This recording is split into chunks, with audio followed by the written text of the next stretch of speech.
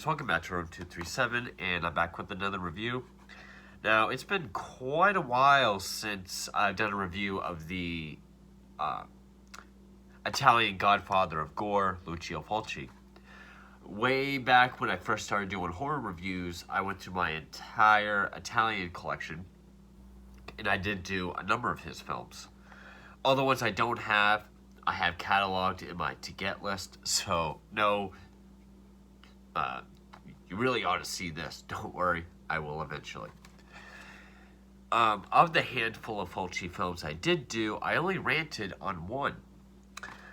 Well, now it's about to be two, because now I'm doing his 1990 film, Demonia.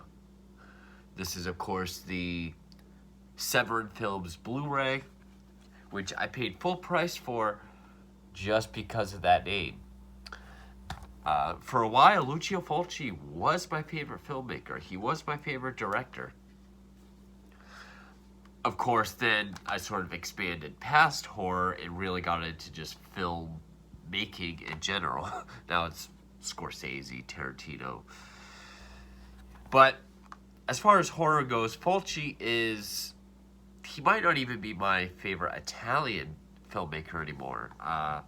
He's definitely a go-to for gore and great atmosphere. I'd probably put Bava ahead of Fulci now, honestly. But anyway, yeah, I don't know where to begin with this film. This is nowhere near as bad as I thought it would be. I do know that, like a number of great horror directors of the 70s and 80s, Italian ones are no exception. Once 1990 or the early 90s hit, it wasn't just like a decline in quality, it was like a plummet. And yes, Fulci did pass away in 1996. This was released 6 years before his death. This was not released theatrically. This was going to be what's his last name? Howarth? Troy Howarth, who has done a ton of books on Italian horror cinema. I actually just ordered the 3 volumes of So Deadly, So Perverse. So when I get those, I'll do a video on those. This would have been his return to theatrical films. Unfortunately, it was released straight to video, and it wasn't even released here in the States until 2001, 5 years after his death. And this feels like a 90s direct-to-video horror film. At times, it even looks, and even the score feels and sounds like a TV movie. You do get, there's at least 3 shots of the Fulci gore that you would come to expect from this film. One of those scenes is here in the background of the cover. It's not really that exciting of a story. I mean, this was going to be Fulci's nunsploitation film. But to be honest, there really isn't a possessed or evil nun until probably 75, 80 minutes into this film. And it's only 89 minutes long. And that's this nun here. And yeah, it is a supernatural film. So normally you don't get gore in supernatural, but Fulci's done supernatural horror before and got a ton of gore. The story is basically, there's this archaeological dig somewhere in Sicily. There's these haunted ruins underneath where they're digging, where 5 nuns were crucified back in the 1400s.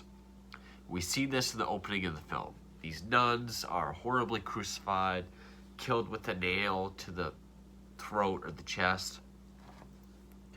We see it as a flashback, but we also see it as, like, when we jump to present day, there's a seance going on. And that's sort of what's being seen through this seance. And our lead, Liza, played by Meg Register, she faints and falls to the ground. She is then told, stay away from the dig, stay away from the ruins, don't worry about all this. But she becomes really obsessed with this. And she becomes so obsessed that she thinks there's more to these ruins than they're finding. Like, there's like a mural of a nun. And so she takes this pickaxe. She bangs a hole in it, walks through, and finds the charred, crucified remains of the 5 nuns. By opening that, the spirits are released and start killing, we think would be the people involved in this archaeological dig, but some of them are just townspeople. And in not so entirely interesting ways. Fulci does make an appearance as, what's his name, Carter? Inspector Carter, the guy who's trying to solve these murders. And, like, the first murder is a guy on his boat. There's, she's kind of transparent, like this nude ghost. But I think, like, from here up, we don't see. It's almost like a reverse ghost. Like, it's more transparent the more it goes down. But is able to pick up a harpoon gun and shoot him. Goes into his chest or his stomach. There's a couple other guys who... There's like a group of people. They're drinking, playing music, and dancing. This one guy who's like the head of the... What was it? Brett Halsey, who plays Paul Evans. He actually looked kind of familiar. Soap operas. Okay. And the one alcoholic-looking dude... Nope. Was not him, but this other guy's played by Al Cliver, who was actually in The Beyond, which is a good Fulci film. Yeah, there's these people that they're playing music. The Brett Halsey guy comes in and says, hey, people are trying to sleep. Go away. So these 2 guys wander off. They fall through these holes onto metal spikes. They look like dummies, but okay. I mean, decent enough kill, I guess. And there's this one woman that walks around and sees Liza a few times throughout the film. She's kind of the cryptic one. Eventually, she tells her the story of the nuns and why they were crucified. But, God, I keep hitting back on this, and I don't mean to be doing that. I might actually succeed in making a shorter review. Would that be nice? Yeah,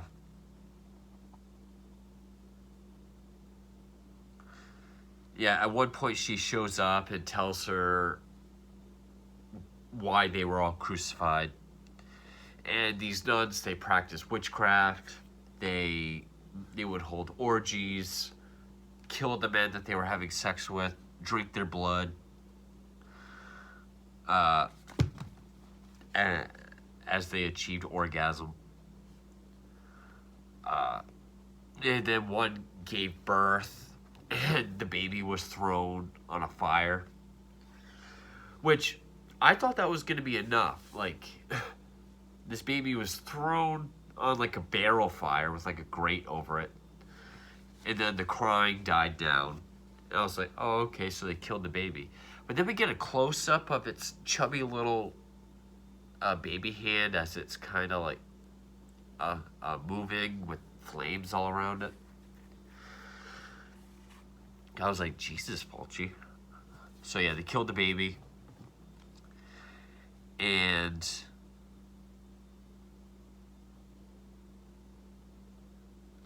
after that, that woman leaves, and then she's clawed to death by her cats. She has a few cats. And of course, not only do they jump up on her and claw at her, which is this scene here, but it's a Fulci movie. There's going to be an eyeball. One grabs a hold of her eyeball and like pulls it out. And I'm like, okay, there's some Fulci gore that I'm used to. The first bit of Fulci gore is actually when we see the orgy. There's this one of the nuns grabs a dagger, stabs the guy in the throat, and like the wound around it has sort of that, really, if you think back to almost any of like the Gates of Hell films or Zombie, any good Fulci film, just kind of what any wound effect kind of looks like. It's like that, but small. And I'm like, that's the first bit of Fulci gore that we've had. I can't say anything about the score. The score, completely forgettable. And Italian films are usually known for having really good scores. So then, after that woman is killed by the cats, there's even one guy who, there's this butcher who, like, at side glance, kind of looks like Brandon Fraser. Inspector Fulci starts to suspect him, and then Fulci leaves. That guy is killed in his own freezer of the meat shop with this kind of a poor effect. I mean, like, the hanging meat flies into him, and then there's like this hook that's not attached to anything. It's just kind of sort of a weird effect of how it's kind of slowly and limply kind of flying at him. Hooks into the side of his throat, falls over, then he gets his tongue cut out. And then we see the thermostat get cranked down, so when he's found, there's ice all over him.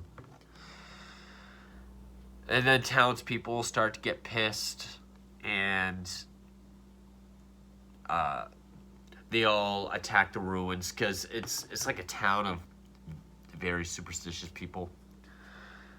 And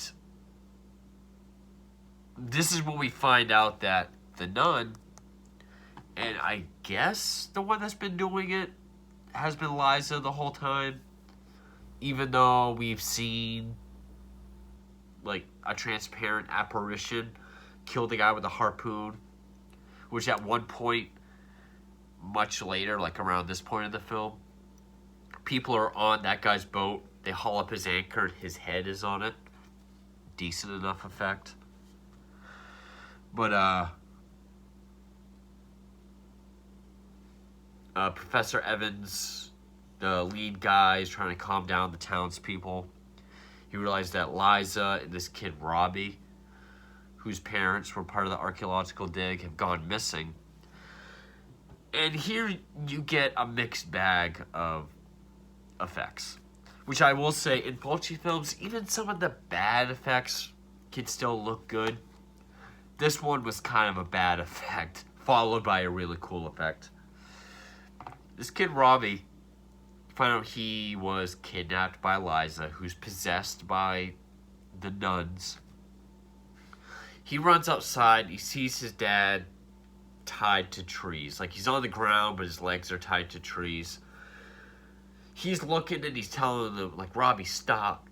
Don't come closer, stop. And the dumbass kid keeps walking, walks into a tripwire, which causes the rope to do something, starts pulling his legs apart. So we see like his head is here in the foreground, his body's going this way. So we see his legs pick up, and we see like from his stomach start getting split, but it's like his skin tone, and then like the effect that has all his guts is like much lighter, like you can see the seam on his skin. but you have guts spilling out. The guts look cool. And then it's a further away shot of the legs getting pulled apart even more. And even as the tree kind of like pulls free, you kind of see it jerking and pulling the dummy, pulls it completely in half. Okay. And so yeah, it's Eliza in this nunsploitation film. Probably 70, 75, 80 minutes into an 89-minute movie, we get the possessed evil nun, who happens to be Eliza. She stabs the professor. She even kind of vomits or foams this like green pea soup looking shit. Of course, she's possessed. Why wouldn't it be this pea soup looking stuff? She disappears after she stabs him. But then the townspeople get into that part of the ruin where all the nuns were. They see her.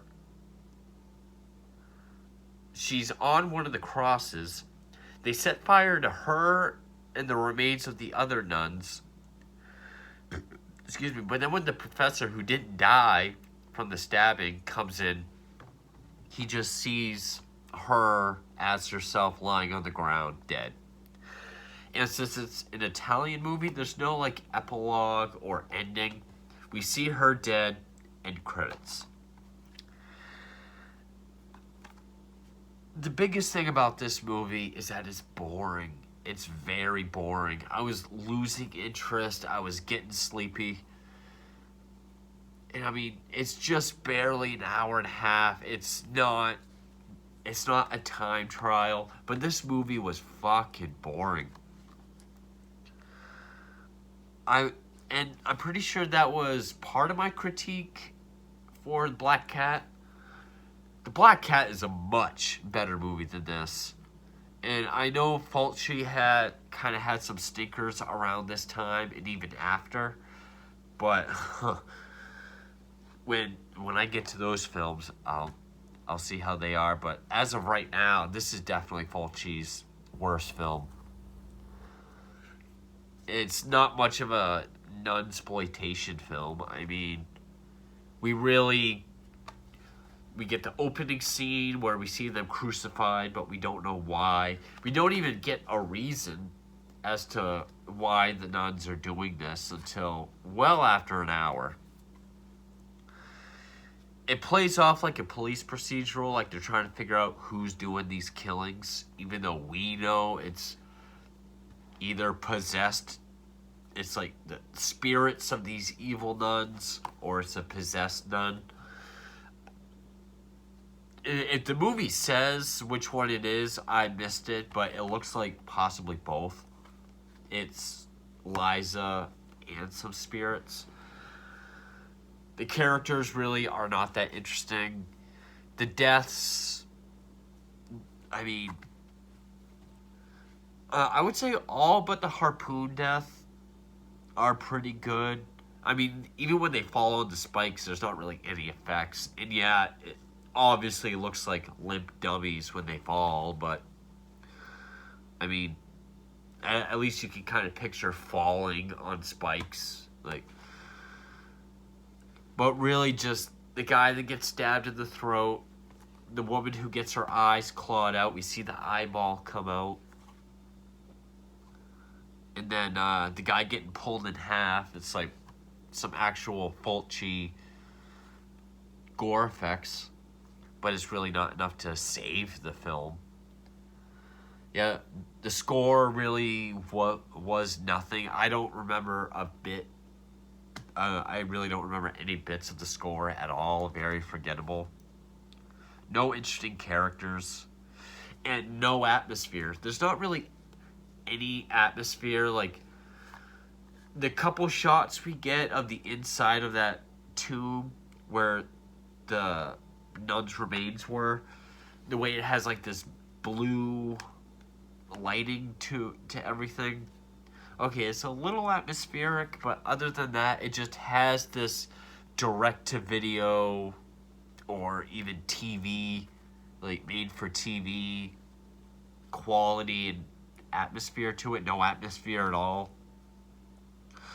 Yeah, there really isn't much to this film, and it kills me to say that because I do like Fulci films. I really do. I didn't even really want to rant on Black Cat. Come to think of it now, I don't even think that movie deserves to be ranted on. I don't even remember how badly I ranted on it. I didn't even get too carried away or angry in this rant. It's because part of me is like, it's Fulci though, but I gotta be honest, I was not a fan of this. This movie was more of a chore than anything. It was boring. It was dull. The only saving graces, actually, there's no saving graces because it doesn't save the film. The only things that were moderately interesting or enjoyable was the few bits of gore we had and a character by Fulci himself, which I know is something he does anyway, but getting like an actual character. And yes, I know he's like the main character in Cat in the Brain, but that's what I got to pick up. So yeah,